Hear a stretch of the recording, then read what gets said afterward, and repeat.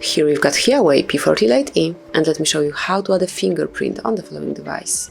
So at first let's open the settings, then find and select Security and Privacy, and now click on Fingerprint. So let me go back, Fingerprint ID. And at first you have to set some backup PIN code, and it can be 134679. And let me re-enter it just for confirmation.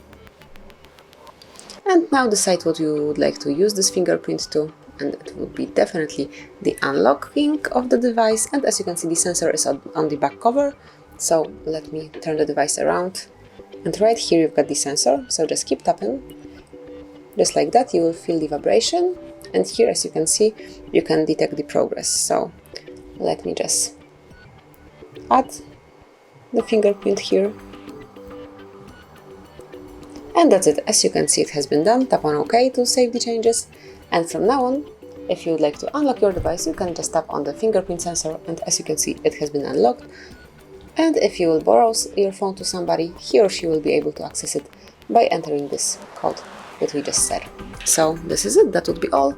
Thank you for watching. Please subscribe our channel and leave the thumbs up.